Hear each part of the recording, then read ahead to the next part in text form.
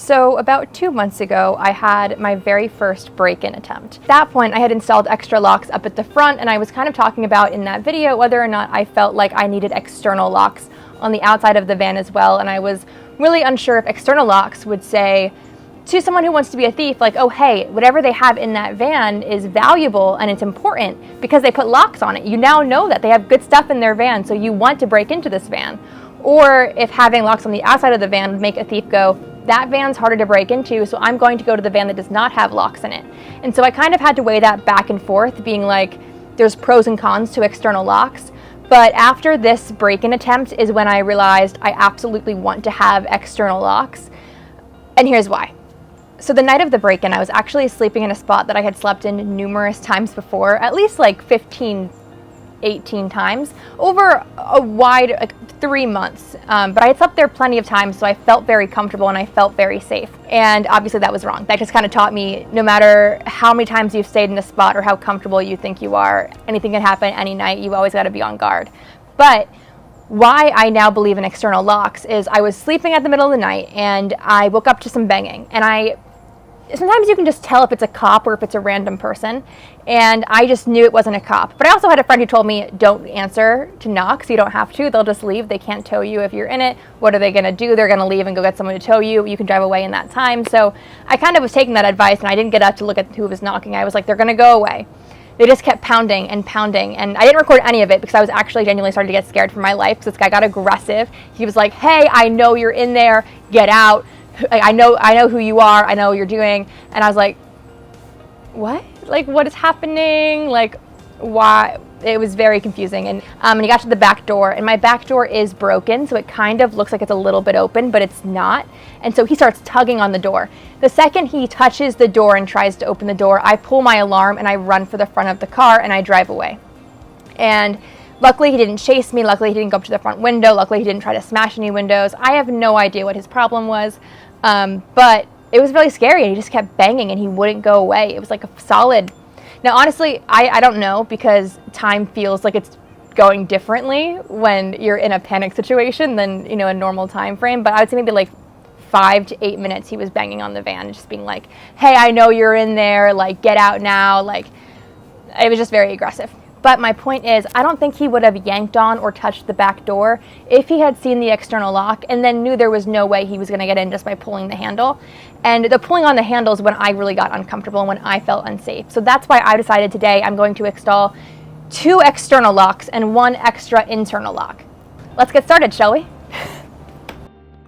So the first set of locks I'll be installing today are by HEO Safe, which is the same company that made the locks I put on the interior of my front doors. And after that video, the company actually reached out and offered a 5% discount if you use the code TORIDOLORI at checkout. For this install, you need the contents of the box, a 1/8 drill bit and drill, some things to grease the holes, a 4mm Allen key, and a Sharpie to mark the holes. I like that these are white because they blend in with the van. Besides that, the circle puck locks, there are so many videos on the internet of how to break into those.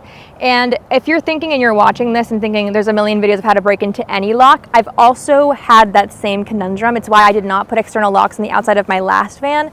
I was just like, any lock you can break into. So when I'm looking at these external locks, I'm thinking back to kind of like what I was saying earlier, is it's gonna make someone say that van takes extra work to break into. It's gonna make them not wanna just pull on the handle because it'll be obviously useless. But also, even to break any of these locks, you're still gonna have to put work in. People are gonna have to see you breaking into that lock. And I think that alone makes me feel like external locks are worth it. So these are the ones that I set onto because I think the circle locks just have so many videos of how to break into them, and I thought going for a more obscure brand, people wouldn't have as many videos on, you know, DIY, how to break into a van. So that's how I settled on these. So our first step is figuring out where we want the lock to be positioned. It technically can fit at the very top and at the very bottom. I just settled upon the spot they recommend in the instructions, which is just above the metal slider. But the most important thing to do in this step is to check and make sure the door will open all of the way when the lock is in place. So I just held the lock where I want to place it and slid the door over and back. Next, I removed the ugly yellow sticker, and not just because it's ugly and doesn't blend well, but also because I think it's kind of dumb to advertise the name of the lock on the lock. Then a thief can just stand outside your van, read the name of the lock, and Google how to break into an HEO lock while standing right outside your door. I like to try to at least give thieves a little bit of a challenge. Alright, next we're moving on to start the install. So each lock comes with this rubber backing plate for behind it, which helps give it a snug fit into your van, but it's also perfect for using as a lightweight template to mark where you want to pre-drill your holes. So I placed the template so the edges were on the edge of the door and made sure it was lined up straight and even, then marked the 4 holes. Then I checked the location about 4 more times and stood staring at the door, quadruple checking everything because I did not want to mess this up. Finally, it was time to drill those holes using my 1/8 drill bit, and then after that, you're supposed to grease the holes you just made. I got scared. It like scared me when it went through.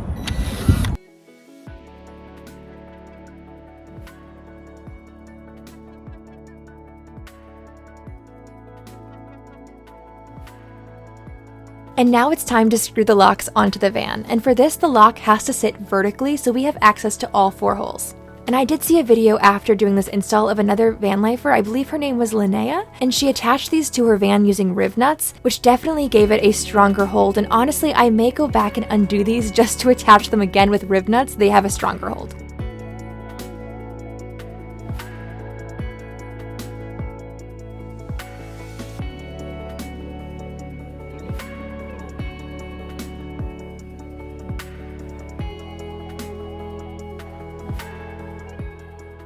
Now comes the moment of truth, testing out the lock with the key to make sure it locks and unlocks properly. Then opening the sliding door to make sure it will slide all the way open and the lock does not obstruct anything, which it thankfully does. Do note these locks can be considered unsafe if you are asleep in your van and your doors are locked from the outside, so always make sure you have an escape route in case of a fire, a gas leak, or anything that may lead to you needing to make a hasty exit.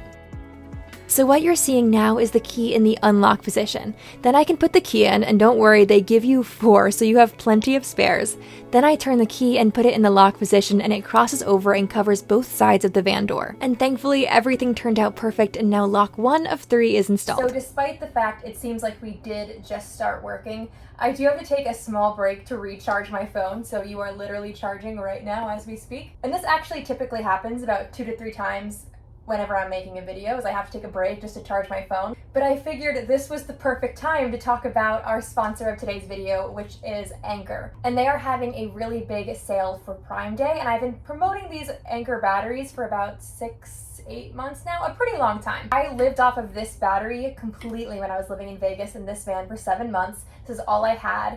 And I survived off of it. It's really great. I made a full video about that experience. And even though I'm not living full-time in the van anymore, I am still using it all of the time. I actually have 2 of these. I also have an Anker SOLIX C1000, and my little brother uses it at soccer practice to charge the speaker so all the boys can have blasting music. And also we had a power outage like 2 weeks ago, and we were using all of them. He brought one over to his girlfriend's house.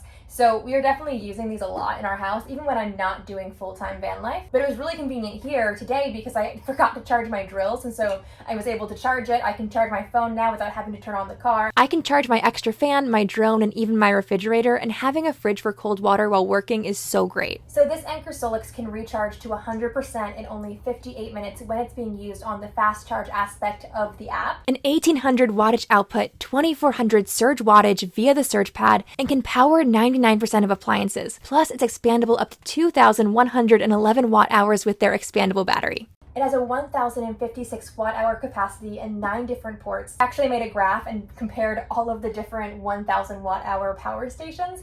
And I think if you're choosing to go for the most solar, the cheapest budget for 1,000 watt hours, and you want something as well, this is really well with temperature discharge and temperature charging. That means it'll work when it's at a very low temperature. So when I was living in Vermont in my last van and it would be -4 degrees, my power station would stop working and I'd actually have to plug in my hairdryer and warm it up with my hairdryer until it would start taking charge again, or until it would start charging. And it was just, that's not a fun time. Also, this has a Life PO4 battery chemistry, which is the best kind of option that you want to get when you're looking at power stations. It has a 10-year lifespan and 3,000 charge cycles, so you're going to be able to use this one for a very long time. So if you've been thinking about getting an Anker power station, right now is definitely the time because of those Prime Day sales. And I'll leave a link in the description if you want to check it out, and let's get back to installing the locks. So the second of the 3 locks is the same type as the first, except we will be installing this one on the back door, and that makes this install even faster, because now we don't have to worry about making sure the sliding door will open. So step 1 was again to determine where the best spot on the van would be for the lock, and I honestly kind of hated how it looked in every spot, but eventually I just settled again for the most convenient location for me to be locking and unlocking it. Step 2 is setting up my template, making sure it's centered and even, then marking where to pre-drill, which then leads to step 3, which is pre-drilling.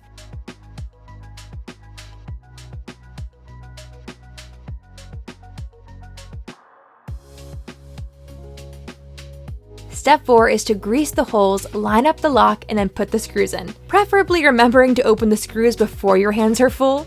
And finally, step 5, using the 4mm Allen key, I'm hand tightening the screws into place.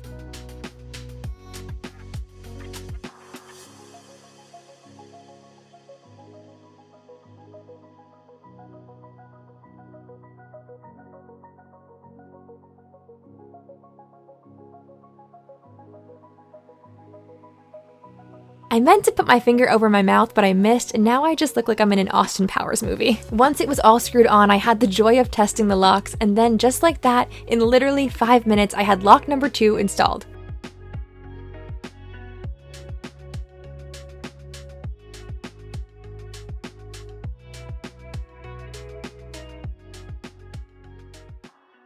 We have one more lock to install today, and it is completely different than the first pair we installed.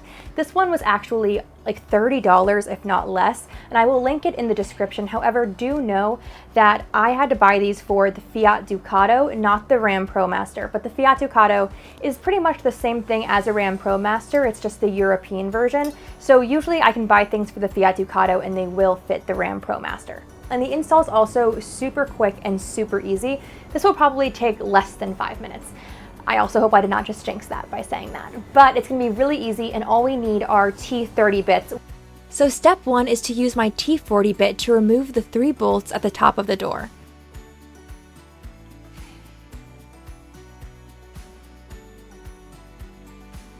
Then I will slip the longer metal plate under that metal plate I just loosened. You can tell which side the metal goes on because the metal piece should end where the door itself ends and lines up. I slip it under, grab the screws, and drill it back in place.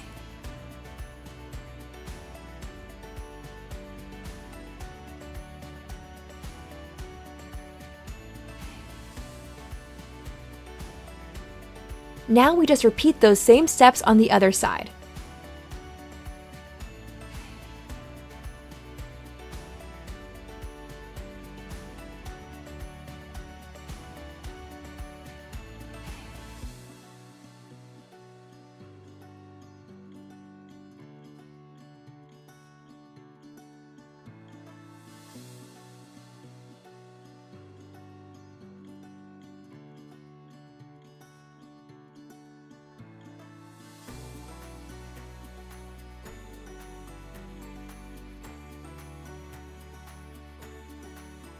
And there you have it, that's it, the install is complete. This is very similar to the method I used in my last van where I had the gate latch screwed into both sides of the door that I could easily open and close it. But I think I actually like this one better, it blends in better with the door more naturally and just feels more official. Plus I attached the gate latch with screws and this is bolted on in 4 places with the same mechanism that keeps the door from flying off the highway, so I just have much more faith in this system. So now the entire system is installed, it was that fast. All I have to do to lock and unlock it is slide this in and out of those 2 holes and close the circle. Open the circle, pull it out, and it's good to go. It's super simple, super easy. Literally took, what?